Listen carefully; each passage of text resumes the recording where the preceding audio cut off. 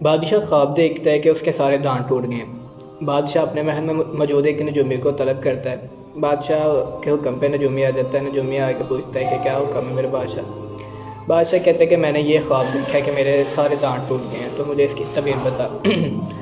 تو نجومی کہتا ہے کہ بادشاہ سلامت، میں صبح آپ کو اس کی تعبیر بتا دوں گا، میں اس پہ ابھی جا کے جو ہے نا کام کرتا ہوں۔ وہ کہتا ہے ٹھیک ہے، جا کے کام کر۔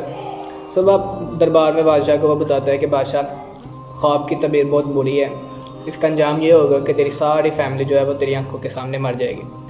بادشاہ کو بڑا جو ہے نا اس پہ جلا لیتا ہے۔ بادشاہ کہتا ہے اس کی گردن اڑا دو۔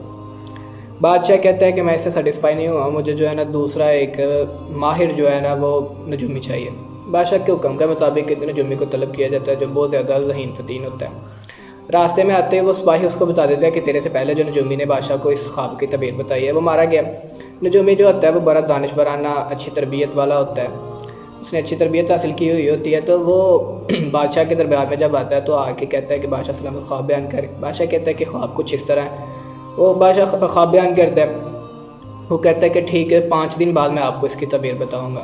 بادشاہ کہتا ہے کہ ٹھیک ہے 5 دن تو میرا مہمان ہے، اس کے حکم دیتا ہے کہ اس کی اچھی طرح خاطر تواضع کی جائے، یہ ہمارا مہمان ہے۔ 5ویں دن بادشاہ کے دربار میں حاضر ہو کے نجومی کہتا ہے کہ بادشاہ سلامت، آپ کا خواب جو تھا وہ بہت ہی اچھا ہے، اس کا مطلب اس کی تعبیر یہ ہے کہ آپ اپنی فیملی میں سے سب سے زیادہ عمر والے ہوں گے، آپ کی عمر خاندان میں سب سے زیادہ ہوگی۔ بادشاہ سن کے بڑا خوش ہوتا ہے، اس کو بہت زیادہ انعام و اکرام دیتا ہے۔ اب اس پورے واقعے سے ہمارے لیے جو سمجھنے کی بات ہے وہ یہ ہے کہ دونوں نے ہی علم حاصل کیا، دونوں کا علم ایک جیسا تھا، لیکن ایک نے علم کے ساتھ ساتھ اچھی تربیت بھی حاصل کی۔ ایک نے صرف علم حاصل کیا، ایک نے اچھی تربیت بھی حاصل کی۔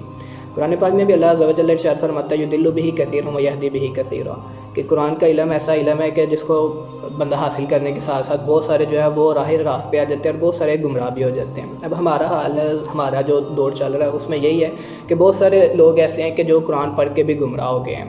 وہ ریفرنس تو بہت اچھے اچھے دیتے ہیں، دلائل ان کے وزنی ہوتے ہیں، لیکن جو ان کا ماخذ ہوتا ہے، جو چیز وہ اخذ کرتے ہیں وہ اچھی نہیں ہوتی ہے، انہوں نے اچھی تربیت حاصل نہیں کی ہوتی۔ تو آپ بھی جب بچے کو اسکول میں داخل کروانا ہوتا ہے تو آپ دیکھتے ہیں کہ اسکول میں پڑھائی کے ساتھ ساتھ باقی چیزیں جو ہیں وہ کس کی اچھی ہیں۔ تو آپ جب دین سمجھنے کے لیے کسی بچے کو کسی کے پاس بھیجتے ہیں یا دین خود سمجھنا ہوتا ہے تو آپ دیکھتے ہیں کہ صرف اور صرف تعلیم دیکھتے ہیں، لیکن وہ جو اس کی تربیت ہوتی ہے، جو باقی معاملات اخلاقیات ہوتے ہیں، سنت ہوتی ہے، حدیث ہوتی ہے، یا دوسرے معاملات بندے کا اخلاق ہوتا ہے، اس میں نہیں ہم دیکھتے کہ بندہ تربیت یافتہ کہاں سے آیا، یہ خود ہی کچھ پڑھ کے یا گمراہی والے راستے پہ تو نہیں ہے۔